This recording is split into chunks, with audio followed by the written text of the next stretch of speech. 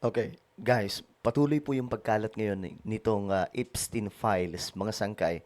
At isa po sa kumakalat ngayon, yung impormasyon na may binalak po sila sa Pilipinas noon, mga sangkay, na pasukin at manguha ng mga tao, mga sangkay, especially yung mga mabababa pa lamang po ang edad. Na alam nyo na sigurong ibig sabihin ko, mga sangkay. Ang tanong dito, na palaisipan, hindi kaya sila rin po ang dahilan sa mga nawawalang mga bata dito sa ating bansa?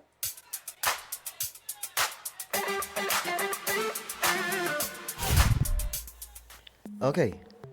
Alam nyo, mga sangkay, noon nga po, marami akong conspiracy theories, di ba? Na mga vlogs. Na ano pa tayo noon, mga sangkay, na nagawa pa tayong fake news nitong Rappler. Kasi kesyo, hindi daw totoo yung mga pinagsasabi ko. Kaya nga conspiracy theory. Kasi may theory ka lang na baka ito ang nangyayari. Like for example, yung nangyaring pandemic dito sa ating mundo, mga sangkay, di ba? Noong 2020 at marami po tayong video noon, mga sangkay. Tinake down po natin yon kasi nga po, at that time, grabe yung ginawa ni YouTube. Lahat po na may content na ganun, conspiracy theory, pinagtatanggal nila. Kaya ako, inubos ko yon, inalis ko. Tapos ni-report ng Rappler, ano daw, nagbura daw ako nang hindi alam kung ano talaga ang dahilan, mga sangkay. Pero yun talaga pinaka-reason nun.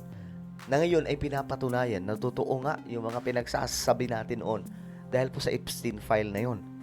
So pag-uusapan natin yan ngayon, mga sangkay. Anyway, bago tayo magtuloy-tuloy sa mga hindi pa po dyan nakakapag-subscribe sa ating YouTube channel, ako, makikita nyo po yung subscribe button sa baba ng video na to. I-click nyo lamang po yung subscribe, i-click ang bell, at i-click nyo po yung all. Sa mga nanonood po sa Facebook, i-follow nyo po yung ating Facebook page. Okay, sobrang palaisipan nito, mga sangkay ngayon. Tuloy-tuloy po kasi, marami na po ang nakikiusap na ilabas ang lahat ng Epstein files. At nakakalungkot man, mga sangkay, pero sinasabutahe pa rin po ito ng mga elitista ngayon. No? Marami po mga elites ang talagang namang gumagalaw ngayon para po itong Epstein files ay hindi na po sumabog. Kasi, guys, lahat ng sekreto, malamang sa malamang, lahat ng sekreto ng malalaking events na katakot-takot sa ating mundo, possible nandun. Sila din po ang nagplano. Kaya nga po, mga sangkay, ang tanong dito, sino ba talaga si Epstein, si Jeffrey Epstein? Ano ba talagang katauhan niya? Masyado pong malalim, mga sangkay, ang involvement ng taong ito. Kasi, biruin mo, untouchable siya. Yung world leaders, yung mga, kumbaga, nagiging sunod-sunuran lang sa kanya. Ngayon, mga sangkay, ito na nga po.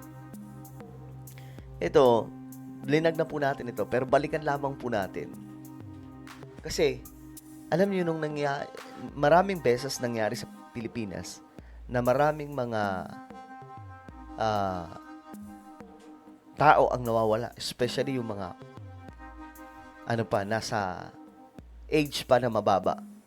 Ngayon, mga sanggay, eto, sabi dito sa post, ito'y kasama po sa Epstein Files. Kaya nga po, yung Epstein Files na yun, ano po yun eh, mayroong mga videos, mayroong mga audio recording, at mayroong pong pictures at mga detalye.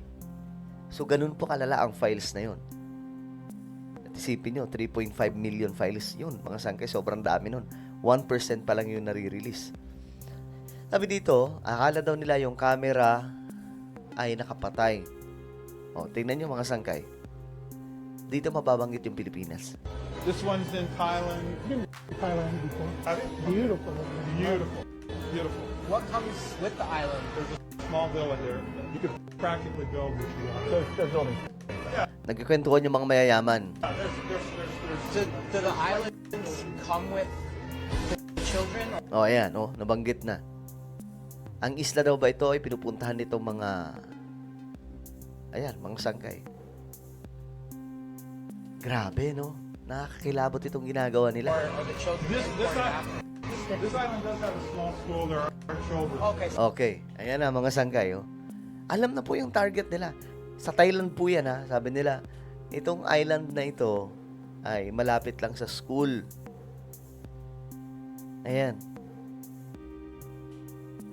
Tapos may mga ano daw dyan, Mga bata, mga sangkay. Diyos mio, marimar. So I don't know if that's Yeah, if they're what countries are near to abduct them from.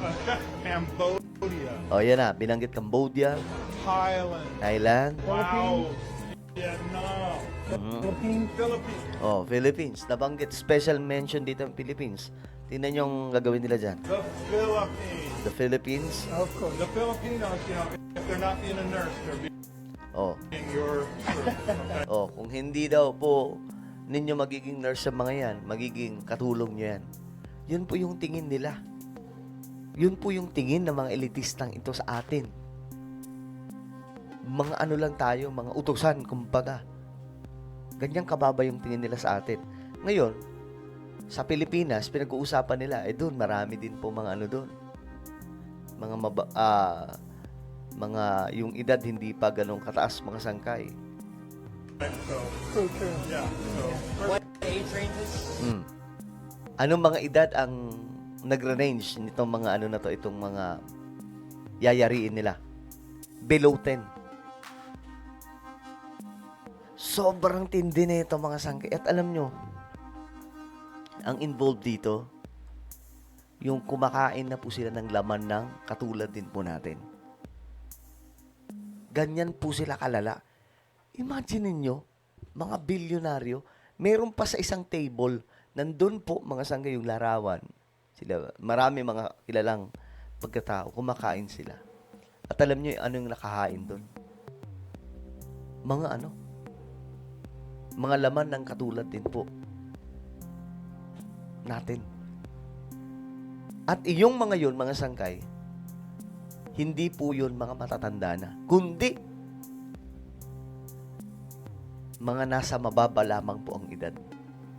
Ginagamit po nilang, baga, yun daw yung ginagawa nila. Kasi may sinusubukan daw sila ngayong pinag-aaralan na kapag kumakain daw sila nun, yung kanilang katawan ay nababalik daw po sa pagkabata. Ganyan po yung kanilang, grabe, sobrang lala. At may mga rituals po sila, mga sangkay na talagang nakakilabot. Ngayon, sabi dito, below 10, di ba? below 10, I don't really.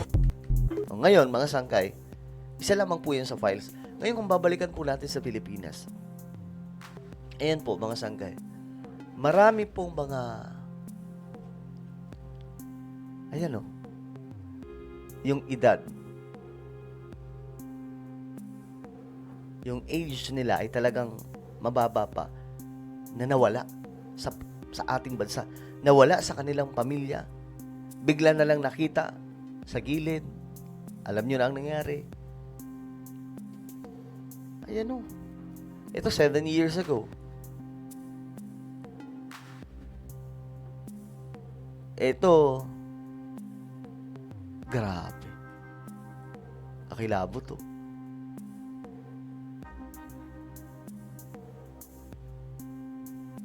Ito, mga magulang ng nawawalang, mga anak nilang nawawala lumapit sa Napolcom 5 months ago.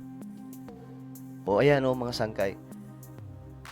Ito, mga kaso ng nawawalang bata, ikinabahala o kinaalarma ng DSWD. Ang dami niyan, mga sangkay. Ito, mga kaso ng mga nawawala. Pilipinas po yan, 12 years ago. So, anong meron? Ito, 12 years ago. Oh. Ito. Grabe. Ito 1 year ago, mga sangkay. May mga kaso ng mga nawawalang. Grabe, di ba? Tindi na ito. Ayan o. So, ang tanong dito, sila ba talaga ang kumukuha niyan? Sila kaya yung isa sa involved dyan? Kasi ano sila, organisado eh. Yung network nila, organisado. Pumupunta sila sa iba't ibang mga bansa. Isipin nyo yan, pupunta sila sa isang bansa for business. But maliban po sa business, mayroon silang gagawing kababalaghan doon. Ganun po ang kanilang ginagawa, mga sangkay. Diyos mio, marimar. Kaya kayo, yung mga anak ninyo, siguraduhin nyo na maliban sa punong-puno ng prayer yan, bantay sarado ninyo. Huwag nyong hayaan, talagang nga namang, yung panahon po natin ngayon, ibang klase na. Kita nyo? Sila kaya ito? Ito yung tanong ko eh. Sila kaya ang dahilan nito? Ito lang, itanong ko po sa inyo, mga sangkay. Ano sa tingin nyo? Ang may gawa kaya nito, kagaya po nito, matagal, paulit-ulit, matagal na po itong nangyayari sa ating bansa, paulit-ulit lamang. Ang tanong dito, ang may gawa kaya nito ay yung mga taong mga elitista. Ayan po. Mismo mga DSWD, last year lamang po ito, mga sangkay. Naaalarma po sila. 'Di ba? Oh my goodness. Ano po ang inyong opinion? Comment down below. Meron tayong YouTube channel. Ito po ay Sangkay Revelation. Guys, isubscribe nyo po ito. Kasi dito tayo mag-upload po tayo ng video dito patungkol po sa kay Epstein Files. Okay? Patungkol po sa Epstein Files na detalyado. Okay? Kaya subscribe nyo po ito, i-click ang bell at i-click nyo po yung all. Kung ano po yung magpapaalam, mag-iingat pong lahat. God bless everyone.